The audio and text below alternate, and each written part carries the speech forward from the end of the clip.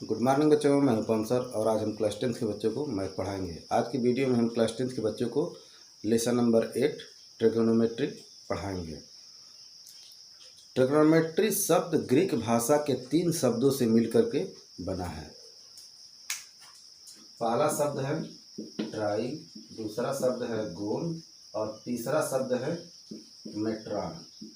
Try का मतलब होता है 3, गोन का मतलब होता है भुजा और मेट्रॉन का मतलब होता है माप, यानी कि 3 भुजाओं की माप। अब इसके बाद से त्रिकोणमिति का परिभाषा क्या है? गणित की वह विधा या तो गणित की वह शाखा जिसके अंतर्गत त्रिभुज की भुजाओं और उसके कोणों के बीच के संबंध को पढ़ा जाता है, उसे त्रिकोणमिति कहते हैं। तो प्यारे बच्चों, पहले हम लोग जानेंगे त्रिभुज की भुजाएं और कोणों के बीच का संबंध। त्रिकोणमिति किसी भी प्रकार के त्रिभुज में संभव है, परंतु त्रिकोणमिति की प्रारंभिक जानकारी के लिए समकोण त्रिभुज से ही शुरुआत किया जाता है। अब समकोण त्रिभुज, पहले जाना समकोण त्रिभुज का परिभाषा क्या है। ऐसा त्रिभुज जिसका एक कोण समकोण होता है उसे समकोण त्रिभुज कहते हैं। तो शुरुआत में आसानी से समझने के लिए समकोण त्रिभुज की सहायता से ही त्रिकोणमिति का शुरुआत होता है। वैसे त्रिकोणमिति सभी प्रकार के त्रिभुजों में संभव हो, चाहे समबाहु त्रिभुज हो, विषमबाहु त्रिभुज हो, निम्न कोण त्रिभुज हो, अधिक कोण त्रिभुज हो, चाहे कोई भी त्रिभुज हो, सभी प्रकार के त्रिभुज में त्रिकोणमिति संभव है। लेकिन त्रिकोणमिति का सबसे निचला पायदान समकोण त्रिभुज से ही शुरू होता है। तो आइए समकोण त्रिभुज में त्रिकोणमिति कैसे अप्लाई किया जाएगा यह सब जानें। एक समकोण त्रिभुज लिया जाएगा। जैसा कि आप लोग जानते हैं, समकोण त्रिभुज में एक कोण 90 अंश का होता है। अब इसमें 90 अंश के कोण वाले त्रिभुज में इसकी भुजाओं का क्या क्या नाम हो सकता है, यह सब जानना बहुत जरूरी है। तो समकोण त्रिभुज में 90 अंश के सामने वाली भुजा ऑलवेज टाइम कर्ण होगा। अब इसके बाद से एक भुजा इसमें से लंब होगा और एक भुजा आधार होगा। तो लंब और भुजा सिचुएशन के आधार पर बदलते रहते हैं। अब कैसे बदलेगा? मान लीजिए हम लोग यह कोण लेकर के ऑपरेट कर रहे हैं, यह कोण, तो इसके सामने वाली भुजा लंब हो जाएगी और इसके बाद से तीसरी वाली भुजा आधार हो जाएगा। एक तरह से यह भी कह सकते हैं, जिस कोण को लेकर के चल रहे हैं उसके और समकोण के बीच वाली भुजा, यानी कि जिस भुजा पर 2 कोण बन रहा है वह भुजा आधार हो जाएगा। तो कहने के बहुत ढेर सारे तरीके हैं, तो आसान तरीका यही है, जिस कोण को ले 90 अंश के सामने वाला भुजा कर्ण हो जाएगा, जिस कोण को लेके चल रहे हैं उसके सामने वाला भुजा लंब हो जाएगा और शेष भुजा जो बचेगा वह तीसरी भुजा आधार हो जाएगी। अब इसके बाद से मान लीजिए कोई इसको लेकर के चले,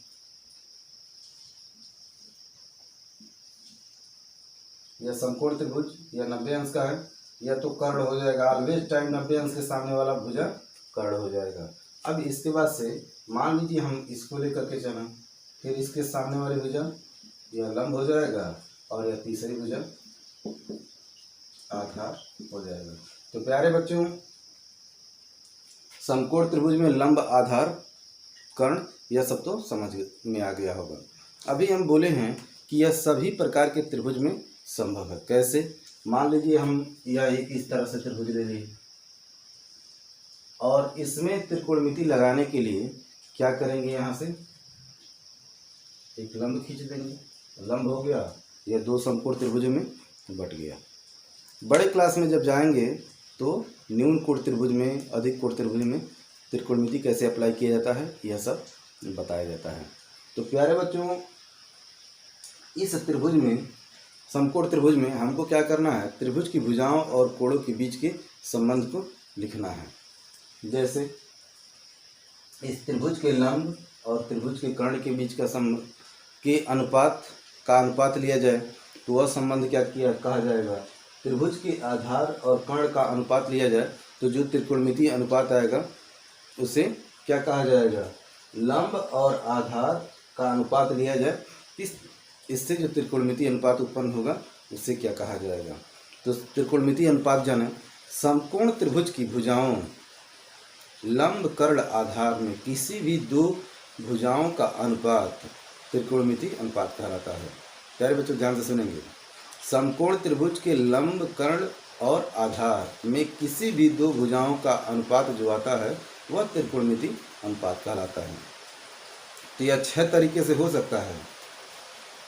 लंब और कर्ण का अनुपात यानी कि लंब बटा कर्ण, और ठीक इसका उल्टा आधार बटा कर्ण, और ठीक इसका उल्टा लंब बटे आधार, और ठीक इसका उल्टा। यह 6 रिलेशन है। 6 रिलेशन को हम लोग पढ़ेंगे। अब इन 6 रिलेशन जो अभी बताया गया है, इनको हिंदी में कुछ कहा जाता है, अंग्रेजी में कुछ कहा जाता है, और इनका कुछ न कुछ संक्षिप्त नाम होता है। वह सब पहले हम लोग उनका नाम लिख लें, उसके बाद से पढ़ेंगे। प्यारे बच्चों, बोर्ड पर त्रिकोणमिति और त्रिकोणमिति अनुपात का परिभाषा लिखा गया है। इस वीडियो को पॉज करके उसको लिख लेंगे। जो वीडियो में अभी इसके पहले थोड़ी देर पहले बताया गया है वही सब लिखा गया है, देख लीजिए एक बार। गणित की वह शाखा जिसके अंतर्गत त्रिभुज की भुजाओं और कोणों के बीच के संबंध को पढ़ा जाता है उसे त्रिकोणमिति कहते हैं। इसके बाद आएगा त्रिकोणमिति अनुपात। समकोण त्रिभुज की तीनों भुजाओं कर्ण, लंब, कर्ण, आधार में से किन्हीं दो भुजाओं का अनुपात त्रिकोणमिति अनुपात कहलाता है। यह त्रिकोणमिति अनुपात अभी बताएं 6 तरह के हो सकते हैं। अब यहाँ पर देखें, एक अनुपात को, पहले अनुपात को जया कहा जाता है। इसका अंग्रेजी नाम SINE साइन है। इसको शॉर्ट में SIN लिखा जाता है, इसको भी साइन ही पढ़ा जाता है। दूसरा त्रिकोणमिति अनुपात है कोज्या। इसका अंग्रेजी नाम है कोसाइन, और इसको शॉर्ट में कास लिखा जाता है, COS। तीसरा त्रिकोणमिति अनुपात है स्पर्शजया, टेंजेंट, और इसका संक्षिप्त रूप है TAN लिखते हैं और इसको टेन पढ़ते हैं। चौथा जो त्रिकोणमिति अनुपात है उसको कोटिज्या कहा जाता है। इसको व्यू स्पर्शजया भी कहा जाता है, कुछ लोग व्यू स्पर्शजया भी लिखते हैं, और इसका अंग्रेजी नाम होता है कोटेंजेंट, और इसको अंग्रेजी में COT लिखा जाता है और काट पढ़ा जाता है। पांचवा जो त्रिकोणमिति अनुपात है व्यू कोज्या कहलाता है, और इसको सेकेंड, इसका अंग्रेजी नाम सेकेंड है, और इसको शॉर्ट में SEC लिखे हैं, SEC लिखे हैं और उसे सेक पढ़ते हैं। छठवां त्रिकोणमिति अनुपात है, इसको व्यू जया कहा जाता है, और इसका नाम कोसेकेंट है, और इसको शॉर्ट में कोसेक लिखा जाता है। प्यारे बच्चों, इसमें से पहला और छठवां एक दूसरे का रेसिप्रोकल है, दूसरा और पांचवा एक दूसरे का रेसिप्रोकल है, और तीसरा और चौथा एक दूसरे का रेसिप्रोकल है। जब रेसिप्रोकल लिखा गया है, जिस किसी ने भी लिखा है, जो त्रिकोणमिति अनुपात एक दूसरे के रेसिप्रोकल हैं, उनके नाम के आगे जया जोड़ दिए हैं। देखिए, उनके नाम के आगे व्यू जोड़ दिए हैं। यहाँ पर देखें, जया, इसका रेसिप्रोकल व्यू जया, कोज्या, उसका रेसिप्रोकल व्यू कोज्या, स्पर्श जया, उसका रेसिप्रोकल व्यू स्पर्श जया। अब जरा इन त्रिकोणमिति अनुपातों के बारे में पढ़ लें, क्या क्या होता है। समकोण त्रिभुज की लंब और कर्ण का अनुपात, यानी कि लंब बटा कर्ण जब लिया जाता है तो जो त्रिकोणमिति अनुपात आता है उसे जया कहते हैं। जब समकोण त्रिभुज के आधार और कर्ण का अनुपात लिया जाता है तो जो त्रिकोणमिति अनुपात उत्पन्न होता है उसे कोज्या कहते हैं।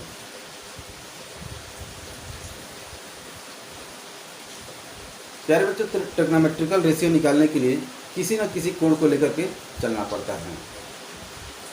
तो जिस कोण को लेकर चलेंगे यह कोण पर ही आधारित होगा। तो समकोण त्रिभुज के लंब और कर्ण का अनुपात दिए गए कोण का, दिए गए न्यून कोण का जया कहलाता है। तो जया मतलब साइन, उस कोण का, दिए गए कोण का साइन बराबर लंब बटा कर्ण। अभी इसको परिभाषा बताने के बाद लिखेंगे। जब समकोण त्रिभुज के आधार और कर्ण का अनुपात लिया जाता है तो उसे दिए गए कोण का कोज्या कहा जाता है। जब समकोण त्रिभुज के लंब और आधार का अनुपात लिया जाता है तो उसे दिए गए कोण का स्पर्शजया कहा जाता है। जब समकोण त्रिभुज के आधार और लंब का अनुपात लिया जाता है तो उसे दिए गए कोण का कोटिज्या नहीं तो द्विस्पर्शज्या कहते हैं। और जब दिए गए समकोण त्रिभुज के कर्ण और आधार का अनुपात लिया जाता है तो जो त्रिकोणमितीय अनुपात उत्पन्न होता है उसे द्विकोज्या कहते हैं। जब दिए गए समकोण त्रिभुज के कर्ण और लंब का अनुपात लिया जाता है वहाँ से जो त्रिकोणमितीय अनुपात उत्पन्न होता है उसे द्विज्या कहते हैं। तो प्यारे बच्चों, यह परिभाषा आप लोग लिखना चाहते हैं साइन का टेन का तो इसको सुन करके लिख लेंगे। अब यह परिभाषा पूछा नहीं जाता है, फार्मूला याद किया जाता है। तो उन फार्मूलों को हम क्या कर रहे हैं, लिख रहे हैं बोर्ड पर। प्यारे बच्चों, मान लीजिए समकोण त्रिभुज ABC है, यह कोण 90 अंश का तो इसके सामने वाली भुजा कोण हो जाएगी और हम लोग इस कोण को लेकर चल रहे हैं तो इसके सामने वाली भुजा यह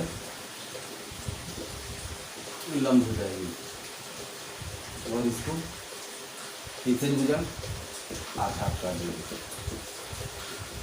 अब हम लोग क्या करेंगे, मान लेंगे कि यह कोण थीटा है। मान लीजिए कोण ए का मान थीटा है तो इसको कैसे लिखा जाएगा, कोण ए की ज्या बराबर कोण ए की साइन, और इसको लिखा जाता है, कोण ए का मान है थीटा तो कोण ए की ज्या बराबर का मतलब हो गया थीटा का साइन, और थीटा का साइन को लिखा जाता है साइन थीटा। साइन थीटा बराबर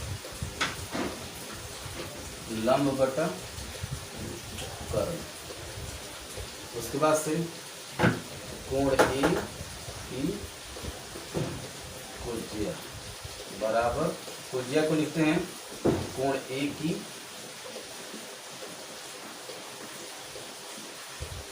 COS कास यानी कि कास थीटा, और यह होता है आधार बटा कर्ण। और इसके बाद से कोण ए की स्पर्शज्या यानी कि कोण ए का tan बराबर tan थीटा, और tan थीटा को लिखते हैं लंब बटा आधार।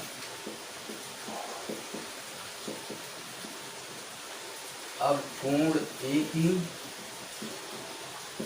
कोटिज्या, कोण ए का काट यानी कि काट थीटा, यह हो जाएगा आधार बटा लंब। कोण ए की द्विकोज्या मतलब कोण ए का सेक यानी कि सेक थीटा बराबर कर्ण बटा आधार। कोण ए की द्विज्या यानी कि कोण ए का कोसेक यानी कि कोसेक थीटा बराबर कर्ण बटा लंब। यह इतने फार्मूले होते हैं, यह सब नहीं याद किया जाता है, केवल इतना भर याद किया जाता है, यानी कि साइन थीटा बराबर लंब बटा कर्ण, कास थीटा बराबर आधार बटा कर्ण, tan थीटा बराबर लंब बटा आधार, और काट थीटा बराबर आधार बटा लंब। सेक थीटा बराबर कर्ण बटे आधार और कोसेक थीटा बराबर कर्ण बटा लंब। अब क्या करेंगे, इसको याद करने के लिए ट्रिक लगाएंगे। ट्रिक क्या होता है, अब हम लोग क्या करेंगे, लंब को यल से लिखेंगे, आधार को ए से लिखेंगे और कर्ण को ए से लिखेंगे। तो इससे त्रिकोणमिति का अनुपात क्या हो जाएगा, लंब बटे कर्ण आधार बटे ए बाई के हो जाएगा, यह यल बाई ए हो जाएगा और यह ए बाई यल हो जाएगा और यह क्या हो जाएगा, के बाई ए और यह के बाई यल हो जाएगा। या इस तरह से हो जाएगा। अब इसके बाद से ट्रिक क्या है, अब हम लोग याद करेंगे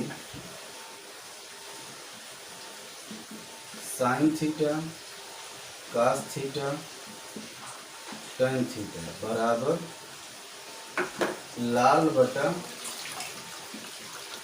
कक्का। Sine theta cos theta tan theta बराबर लाल बटे कक्का।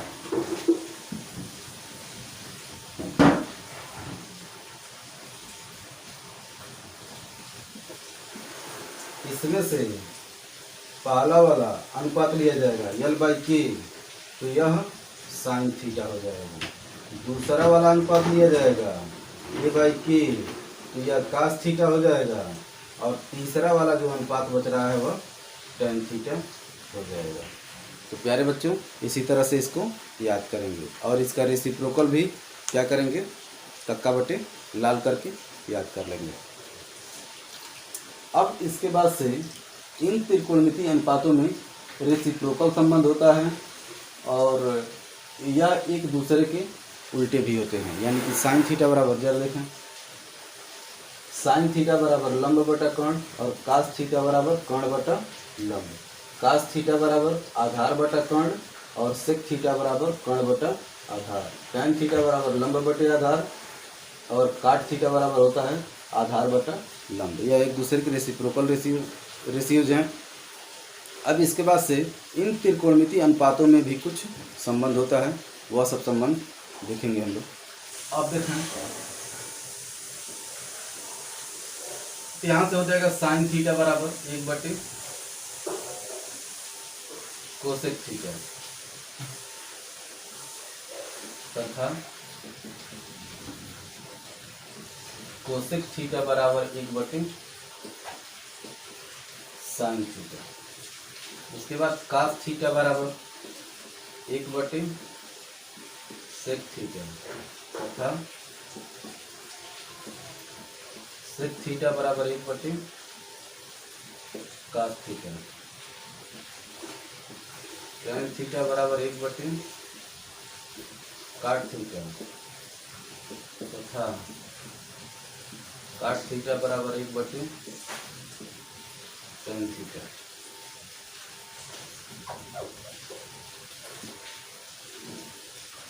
यह तीनों रेसिप्रोकल संबंध हो गया। उसके बाद से आपस में क्या संबंध होता है, यह रेसिप्रोकल रेशियोज है। इसके बाद से होता है टैन थीटा बराबर साइन थीटा बटे कास थीटा और इसका रेसिप्रोकल संबंध इसका टैन का होता है काट थीटा, तो यह होता है कास थीटा बटे साइन थीटा। यह भी त्रिकोणमितीय अनुपात हैं, इनका भी जरूरत इस चैप्टर में पढ़ने वाला है। अब हम लोग क्या करेंगे, अगले वीडियो में हम लोग एक्सरसाइज नंबर 8.1 पढ़ेंगे। Thanks, have a nice day.